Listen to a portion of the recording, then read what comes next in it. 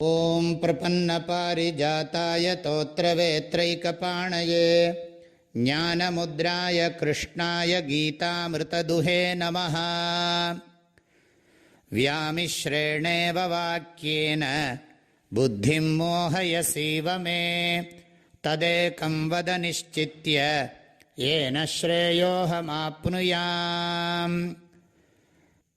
அர்ஜுனன் இந்த அத்தியாயத்தினுடைய தொடக்கத்தில்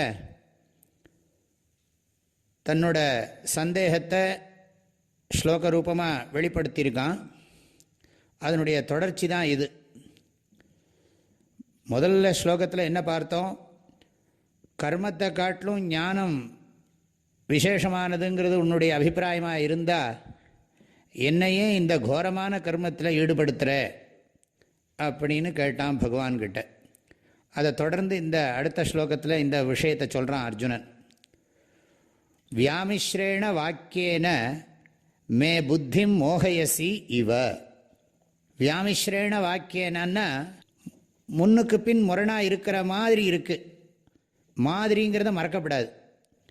அதாவது வியாமிஸ்ரேணன்னா குழப்பமானன்னு அர்த்தம். வாக்கியேன சொற்களால், சொற்றொடர்களால். இவங்கிறது ரொம்ப முக்கியம். மே புத்திம் மோகயசி இவ, என்னுடைய புத்தியை மயக்குவது போல இருக்கிறது.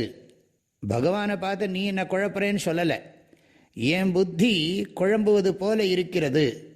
இது அர்ஜுனனுடைய ஸ்ரத்தையை வெளிப்படுத்துகிறது. பகவான்கிட்ட அர்ஜுனனுக்கு பரிபூர்ண ஸ்ரத்தை இருக்குது. பகவான்கிட்ட போய் நீ என்னை ஏன் குழப்புறேன்னெலாம் சொல்லக்கூடாது. அது சொன்னால் மரியாதை கிடையாது. ஆகையினால தங்களுடைய சொற்கள் எனக்கு முரண்பாடு உடையது போலவும் எனக்கு புத்தியை மயக்குவது போலவும் தோன்றுகிறது அப்படின்னு இதுக்கு அர்த்தம் பண்ணிக்கணும்.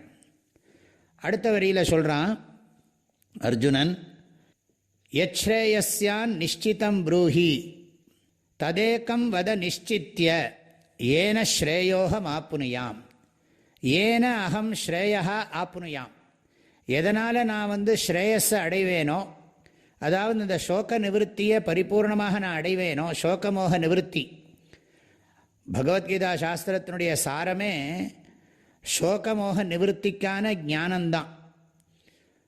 ஆக எது மே ஸ்ரேயா சியாத். ஸ்ரேயனா இந்த இடத்துல சோகமோக நிவர்த்தி, ஆனந்த பிராப்தி அப்படின்னு அர்த்தம் பண்ணிக்கணும்.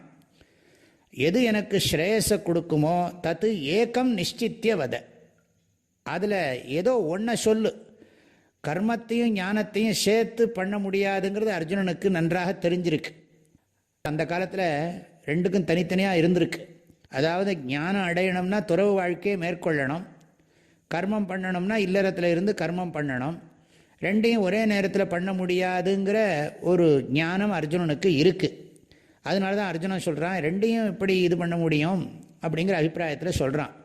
பகவான் தெளிவாக சொல்லியிருந்தாலும் அர்ஜுனனுக்கு கிரகிச்சுக்கிற சக்தியில் இருக்கிற குறைபாட்டினால நிச்சயமாக ஒன்றை சொல்லு அப்படின்னு சொல்லுகிறான் அர்ஜுனன். அதற்கு பகவான் இனிமே பதில் சொல்ல போகிறார். அது அடுத்த ஸ்லோகத்தில் வரப்போகிறது. நாளைக்கு அதை தொடர்ந்து நம்ம படிக்கலாம். வியாமிஸ்ரேணேவ வாக்கியேன புத்திம் மோஹயசீவ மே ததேகம் வத நிஷ்சித்ய ஏன ஸ்ரேயோஹமாப்னுயாம். எல்லோருக்கும் பரிபூர்ணமான ஆசீர்வாதம், மனமார்ந்த நல்வாழ்த்துக்கள். ஹரி ஓம். ஓம்